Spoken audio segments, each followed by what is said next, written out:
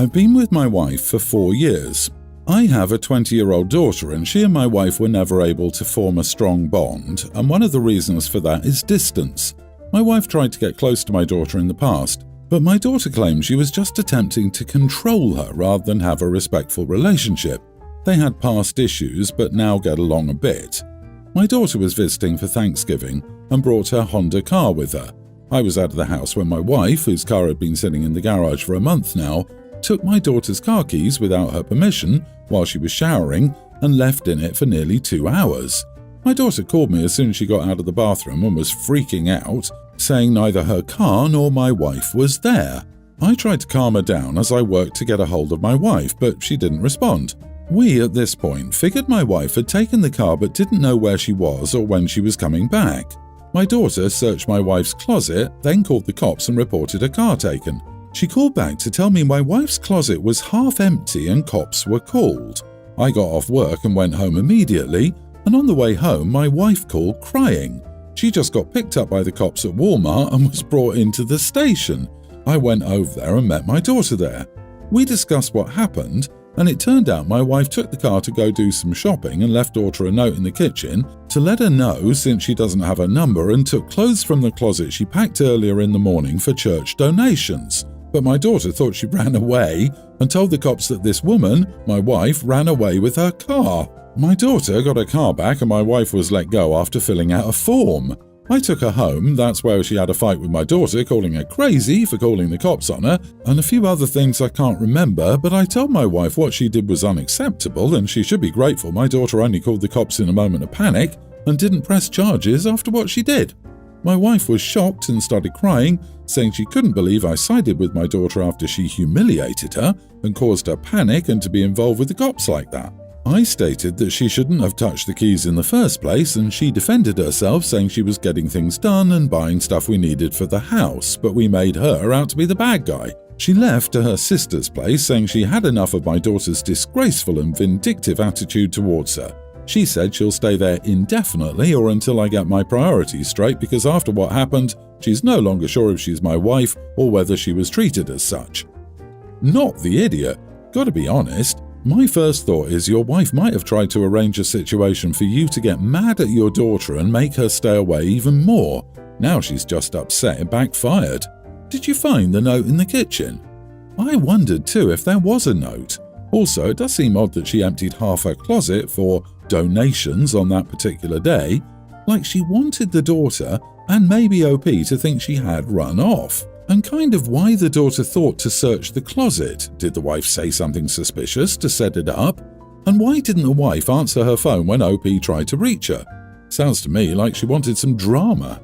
This whole story makes no sense. Okay, she took a car without asking, depending on the family might not even be that weird. Why did nobody find the note?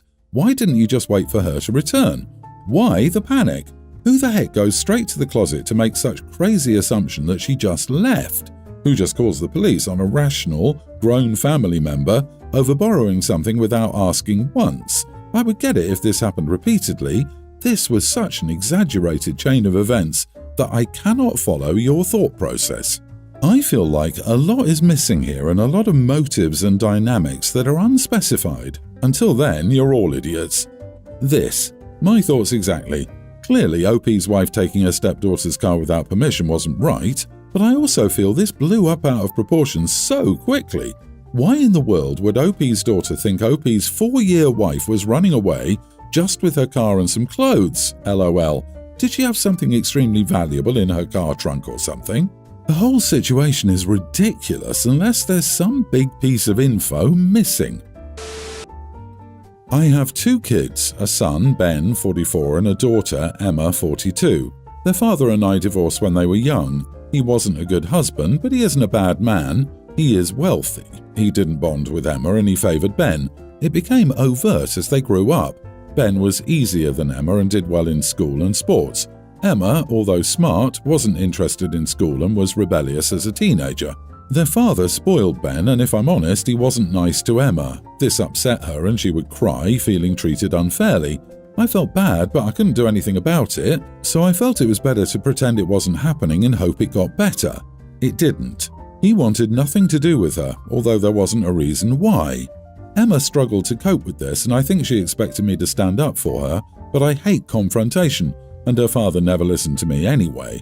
I preferred not to discuss it with Emma and focus on other things, but she said I didn't allow her to be upset and didn't validate her. I didn't want to potentially cause a bigger rift and cause Ben to side with his father. On the other hand, Ben was lavished with anything he wanted. Money, cars. He was expected to be successful like his father. As adults, the relationship between Ben and Emma fizzled out, which was sad, but I couldn't do anything about it. Despite being given a large amount of wealth and more opportunities than most, Ben hasn't become successful, and he's quite resentful about it. His father stopped giving him money a few years ago, and he partially blames me because I told his father that he'd given him too much. Ben has grown up to be rather difficult, despite being an easy child. He has a temper and is very sensitive about his lack of career success, so we can't talk about it. Emma is a stay-at-home mom. She's a good mom, and her children's father earns a lot of money. Her father was regretful, so he reconnected with her. They have a relationship. It's quite superficial, but I think it healed the wound a bit for Emma, so she reached out to Ben. They got along well for a couple of years, but then Ben stopped speaking to Emma. Emma was upset and thought it was because Ben didn't like their father's interest in her. Ben hasn't given her an explanation, but he told me a silly reason that doesn't make sense. I told Emma I think Ben has behaved very badly. She asked me if I had told him that. I said no, and she shouted at me that I'd never stuck up for her or protected her, and if I couldn't do it this one time, she didn't want a relationship with me. That I enable this behavior at her expense, and she's sick and tired of it. The thing is, Emma has 3 kids, and Ben has 1 kid. Emma will still allow me to have a good relationship with her kids, but Ben has made it difficult for me to see his kid in the past when he's angry, so I'm afraid he'll do that again and stop speaking to me.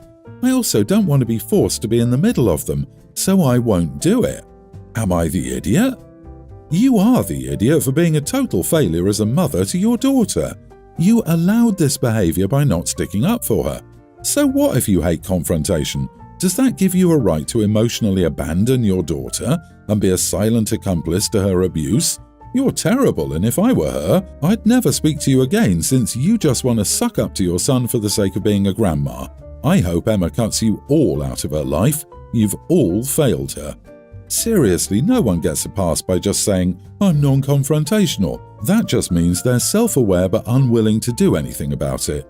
If you worked on it at all, you could slowly overcome it, but it's clear that you think that's just who you are and can't ever change, which, in this case, is just way too convenient. You are the idiot. You make an excuse after excuse for why you've never protected your daughter from her father, and now you're doing the same about her brother, letting her down all over again. What exactly does your daughter need to do to make you see that her feelings are worthwhile? That she needs someone on her side? My heart goes out to that girl. It really does.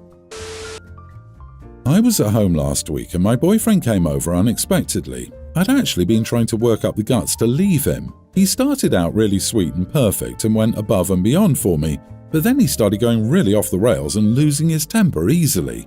I felt like I was afraid to leave because everyone around us thought he was such a great guy, and I was scared to lose my support network because people would side with him, not knowing how he was in private. I've also seen him be manipulative, and I was afraid he'd try to convince people I was lying or crazy if I told everyone what was happening. I have a big group text of 20 people in my social group. It's a mix of close friends, casual friends, and friends of friends. We usually use it for planning happy hours and parties and big hangouts. It's on Messenger, which can send voice memos, so it's too easy to record and send one by accident, especially drunk. Several of my friends have accidentally sent stuff like snippets of bar noise. Anyway, my boyfriend showed up at my apartment. I could tell he was angry, so I stepped out to talk and started recording a memo. He came in screaming at me for not answering his texts and yelling some crazy crap about if I was busy with another guy. I said, I was just cleaning my apartment. I swear I'm alone here. He kept yelling, calling me names, and I'm usually the type to speak up for myself. But this time I just didn't because I was trying to catch as much of his words on the voice memo without me taking up the time. I quickly sent the memo to the group with no other comments, then convinced my boyfriend to leave. I left my phone aside for an hour, and then I picked it up to see the group chat blowing up with people asking me what was happening and if I was okay. So many texts that the original voice memo was buried. I said, "Yeah, I'm good, what's up?" One of my friends said that I seemed to have pocket-dialed the group, and I said, "OMG, hope it isn't embarrassing." Anyway, my friends told me that they'd listened to the voice memo and that it sounded like my boyfriend was being abusive, and I called a few close friends in a small group and said that he had been for a while, and I had been feeling afraid to tell anyone because I thought he might twist my words and make me out to be a liar or crazy. Because he's worked his way into my friend group so much that I feel like many people are closer to him than me. My friends were like, "Well, we did like him, but not anymore." And I also had a bunch of friends offer to look out for me if I try to leave him, which I'm going to do. But I feel kind of slimy being manipulative too, having fake pocket dialed that interaction to the whole group. Am I the idiot for sending that voice memo? Honey, you're not doing it for a malicious reason. You're trying to get yourself out of a bad, toxic, abusive situation. Not the idiot, and be safe. You showed your friends who your boyfriend really was. You're so brave. What you did was necessary. This could have played out differently if you didn't record the memo. Honestly, not the idiot. I was married to a man like this and everyone thought he was perfect. He never slipped up in front of anyone, and it would have sounded like I was crazy if I told anyone. He outed himself later with cheating in the worst possible way that he couldn't wiggle out of, but if I could have done something like this, I would have. Now, please get away from this guy. So I've known my girlfriend for around 4 years now. She was a friend of a friend. Around 6 months back, I asked her out, but she turned me down, saying she wasn't interested. I was disappointed but didn't press her. After about 2 months, I met her at a get-together, and she impromptu asked me if I was still single. I said yes, and then she asked me if I was still interested in dating her. I said yes, then she said now she was also interested, so maybe we can meet tomorrow and see about it. So we met the next day and decided to give it a try. And honestly, it's been an amazing 4 months. We really enjoy each other's company, and we're both sure that it's going to be a long-term relationship for us. So anyways, I was hanging out with friends last weekend, and there were 2 guys there who I didn't know well. We were just talking when someone asked one of the guys if he was dating anyone. He laughed and said no, there was a girl, he said my girlfriend's name, who was pursuing him hard for a serious relationship a few months back, but he was just interested in having fun, so she finally gave up after some time. Timeline matched. So when she turned me down, she was pursuing him, and when he wouldn't commit, then she asked me out. It just left a funny feeling in my stomach. When we were hanging out afterward, I mentioned that I ran into... She was visibly distressed, so I didn't say anything further. I don't know how to feel here, Reddit. Should I ask her about it? Do I even have the right to ask her about it? It just feels like she's settling with me because she couldn't get her first choice to commit to her. I'm willing to bet the other guy recognized you from social media. Even if your girlfriend doesn't follow him, if he follows your girlfriend's friends, he'd probably seen your pic with her. His response seems like a very odd one to, "Are you dating anyone?" So he's going to mention by name a girl he was seeing casually 4 or 6 months ago. No, my man, he is trying to mess with your head by putting his own spin on what went down. Don't fall for it and don't bother your girlfriend with it. Even if his story was true, it wouldn't matter now. I think you're overthinking this. I pursued several women before dating my wife. I'm confident she pursued several men before me.